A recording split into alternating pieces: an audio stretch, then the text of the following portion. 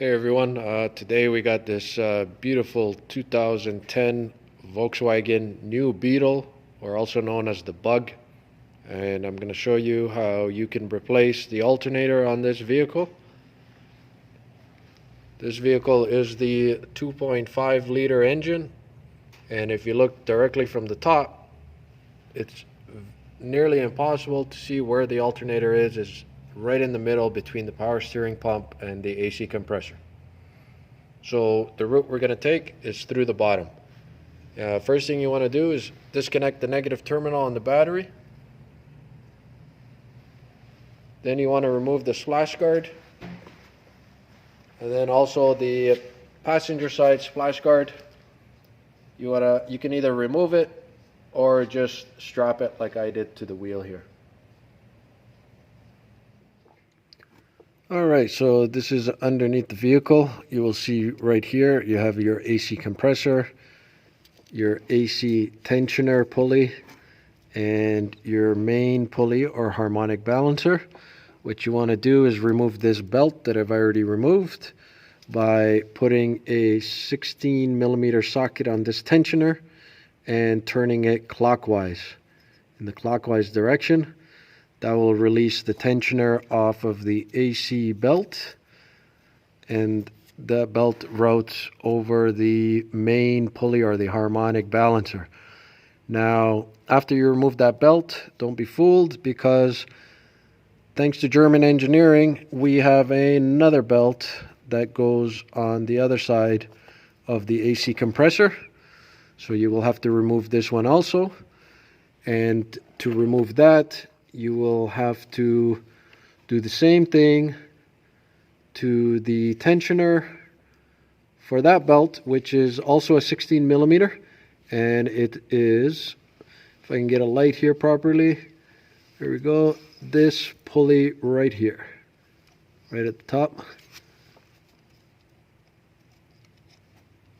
right there.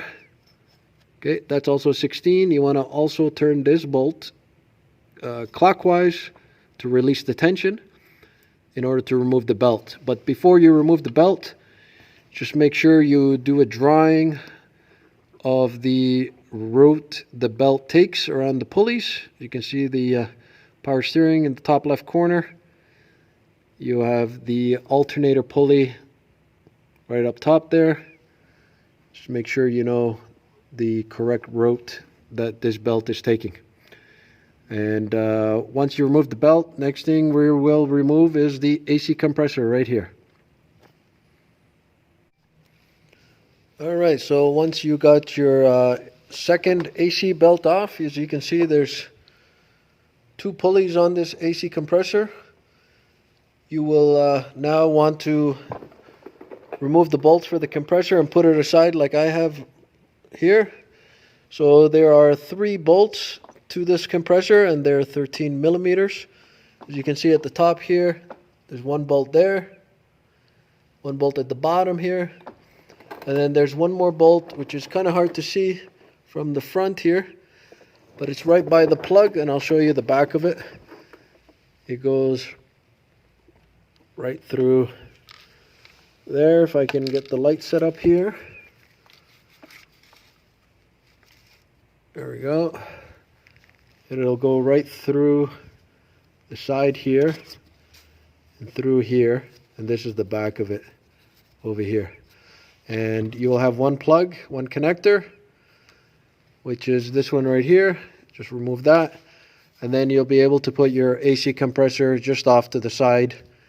So now we have more access, making more room to get to the alternator. And we can finally see the alternator here. Okay, so the next thing we want to do is remove the idler pulley. And the idler pulley is this pulley right here. Right here. And it's, as of right now, it looks like it's got 2 bolts. One here and one right beside it. Alright, so we got the idler pulley out of the way, and there are 2 screws on this. This is a M10 triple square bit that you will need to remove those bolts. What we did is just create more space, and we got the idler out of the way, and as you can see, now we have a much better view of the alternator. So we'll start working on that now. Alright, so now that you're at the alternator, you want to go ahead and first remove this 8mm nut here. This is a bracket that holds the extension to the plug. Then you want to remove the B+ wire, which is a 13mm here. And then right at the top, if I can get a better angle here, you will see the actual plug for the alternator. If you look straight down there, you will in fact be able to see the plug for the alternator. If you can make that out there, it is right. Hard to see, but you could definitely make out the plug there. And I just had somebody insert the screwdriver through this slot to the back of the plug, and from underneath I pushed the tab, and as soon as I pushed the tab, they were able to slide the plug off its place. Now, one major issue you're going to run into after you get the plug out of the way is that you'll see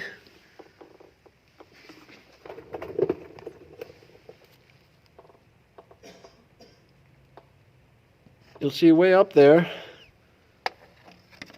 that you can't even remove the plug because it's hitting the dipstick tube. So you can loosen the plugs, slide it a bit off, but it will not come off completely because you can see the back of the plug is hitting the dipstick tube. So rather than removing the dipstick tube, what I'm going to do is now I'm going to start removing the bolts for the alternator. That way, once we get the alternator out of place, we can slide the alternator to the side and remove that plug. So you got to take that into consideration when you're installing the alternator. So before you put on your bolts, make sure you put the plug in first. Alright guys, so I finally got this alternator out. This was pretty difficult to get out. There's absolutely no space where you're working. The worst part is, as you can tell on this vehicle from the top, you have absolutely no room from the top unless you remove the intake manifold, which is a disaster to remove in itself because a lot of the bolts are very rusty, and I just didn't want to have to do that. So a few tips for you guys out there if you're planning on doing this on the Beetle 2.5.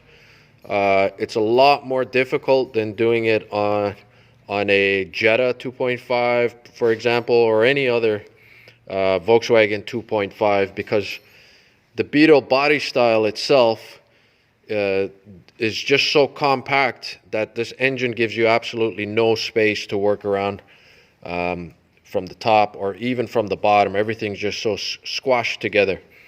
So what you have to do, and you have absolutely no choice with this, is you have to remove the pressure line from the power steering pump. As you can see, I removed it there. There's another bolt on the block. It's a 10mm. If you remove that bracket, you can slide the power steering line through all the way down, because that's the line that wraps around, literally wraps around the alternator. So if you don't remove that, there's no room to maneuver that alternator. You have to move that alternator. So this is it right here. So what you'll see at the bottom here, this is the bottom bracket. The way this alternator is designed is when the bolt goes through here and attaches to this, how it's secured is it literally pulls this towards the block. And because that happens, and over time you see all the rust build up, it's very, very tight against the block. You need a pry bar to pry that off the block, but even there's no space for a pry bar. So what I had to do is I took the pry bar and I positioned it here, and with lightly tapping it with a hammer over several taps, I managed to get the bottom bracket out. Now that's the easy part. The hard part is the top bracket. There's no room from up top, like I mentioned, and there's almost no room from the bottom. So what you have to do, tips for this, is spray it down a lot with penetrating fluid and let it sit for a while. And once the oil's done its job, what you got to do is grab it from the pulley, and with the other hand grab this bracket right here. And again, there's no space, so you got to figure out how you're going to do that, and then just wiggle it back and forth at the same time, pulling in a downwards motion. Okay, and it takes a long time, but that's the only way you're going to remove that top bracket.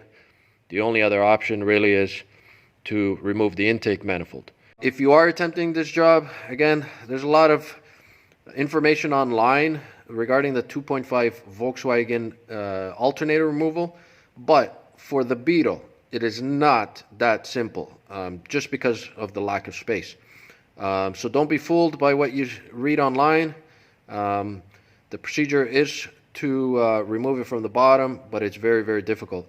Now, according to other manuals, the Beetle is actually supposed to be put into service mode, meaning that you have to remove the front end literally, buy special tools, insert them into the frame, and pull the front end about 3 to 4 inches.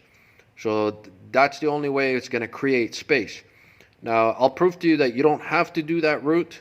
You don't have to look for those special tools or pull the front end forward. This is not the only Volkswagen that requires that kind of procedure. The newer diesel Jettas and Passats also require you to put the front end into service mode. Again, I don't know where to get those tools from, and I've never done it, so I can't even show you what it's like. But I'm going to show you underneath the car so you see that I actually did remove this, and just give you a few more tips. Before I do that, when you're installing your new alternator, just make sure that you push these back, and if you're getting a used alternator, make sure you clean them nice, lubricate them, put this in a vise, and put a big socket or a bigger socket that goes around the back of this, so that you can press this backwards on both the top and the bottom. That's the only way you're going to get this in. Otherwise, you're going to struggle for hours just trying to get this to mate up on the block. You can also use a grinder maybe, just to grind it down a bit, about 1 millimeter, just enough so it can slide onto the block easier. And your worst enemy here is going to be space. There's no space. Okay, so good luck with this job, everybody.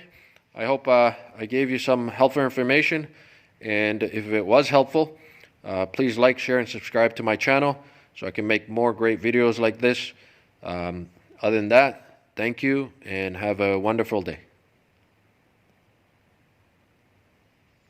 As promised, just to show you that the alternator was removed without putting it into service mode or anything, and from the bottom.